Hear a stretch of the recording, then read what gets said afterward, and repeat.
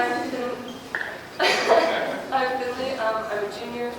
This is my second year doing poetry, and my third year doing speech. In poetry, you don't have to write your own speech like Maribel did. You just compile a bunch of different poems from different authors, but all central around a theme. So, yeah, without any further ado.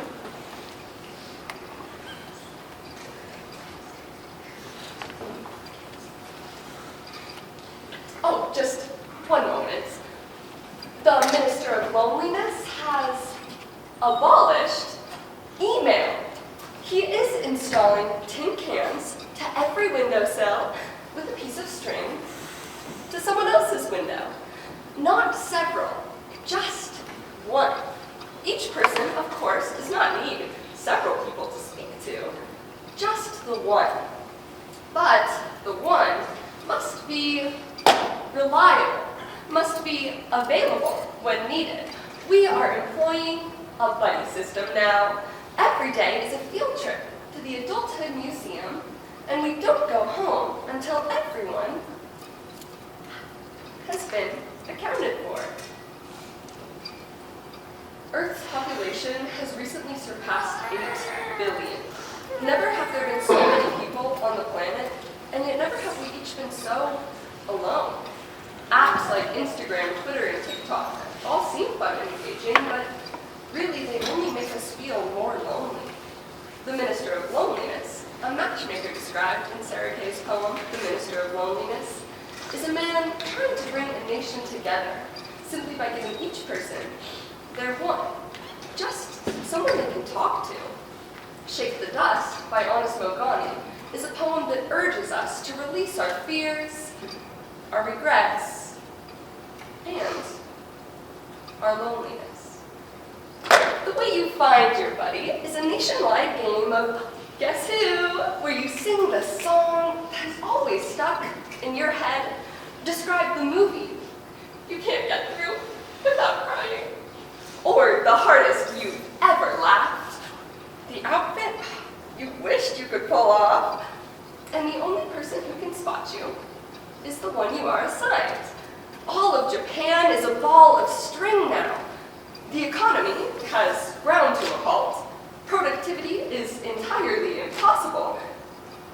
And sometimes, when you go to talk into the tin can on your window, a knot in the string accidentally gives you someone else's conversation. The fading fabric of someone else's loneliness evaporating into the air between buildings. You are allowed to eavesdrop, but so is everyone else. This is fur. This is fall. Oh, this is for. This is for the benches and the people sitting on them. For the bus drivers driving a million broken hymns, for the men who have to hold down 3 jobs just to hold up their children, for the nighttime schoolers, and the midnight bike riders trying to fly.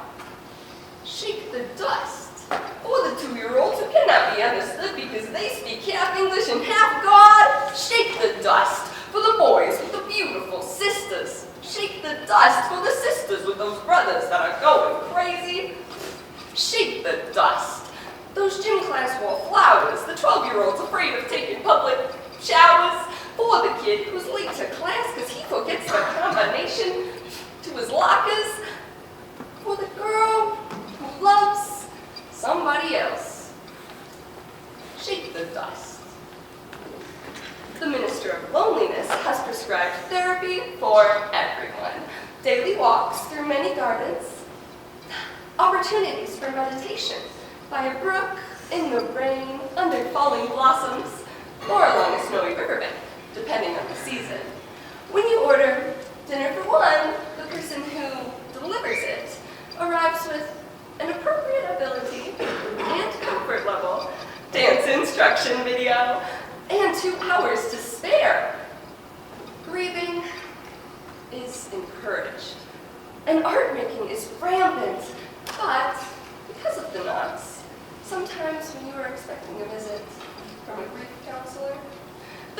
partner for delivery arrives instead. Sometimes they are the same poison. This is for the hard men who want love, but no, it won't come. For the ones who the amendments do not stand up for. The ones who are forgotten. For the ones who are to speak only when you are spoken to. And then are never spoken to. Speak every time you stand, so you do not forget yourself. Do not let one moment go by that does not remind you that your heart beats 100,000 times a day, and there are enough gallons of blood to make each one of you oceans. This is for the crappy artists and the actors that suck. Shake the dust. The Minister of Loneliness isn't tired. He is the most popular man in the country. He has a crush on a middle school teacher across town, and everyone eavesdrops to hear the way he stumbles when she speaks. Everyone is on the edge of their seats. Everyone forgets about dying because they can't wait to see what happens next. Everyone has opinions. The minister has to start a hotline where people can call in to tell him their thoughts. The tin cans rattle non-stop. The minister is grateful for the advice, but he is nervous that his crush will hear the commotion. He is nervous that she prefers quiet, but he does not know for sure yet. He does not know what she is thinking, or how she prefers her tea, or whether she likes to walk in the rain, but he likes wondering, late at night awake, when the windowsills are quiet. He does like to wonder. This is for the tired, and the dreamers, for the families that'll never be like the Cleavers, with the perfectly made dinners and the sons like Wally and the Beaver, for the bigots, the sexists and the killers, and the big house jail sentence cats. Becoming redeemers. This is for the spring times that always come after the winters. This is for you. This is for you. Make sure that by the time the fisherman returns, you are gone. Because just like the days, I'm burning at both ends, and every time I write, every time I bite through the night, every time I open my eyes, I'm cutting out a part of myself to give to you. So shake the dust and take me with you when you do, for none of this has ever been for me. Make my words worth it. Make this more than just another poem that I write, more than just another poem, like just another night that sits heavy above us all. Walk into it.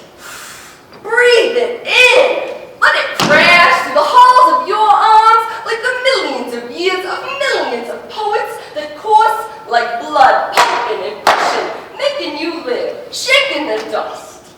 So when the world knocks at your door, turn the knob and open on up. And step forward into its widespread reading works with your hands in front of you, fingertips trembling, though they may be.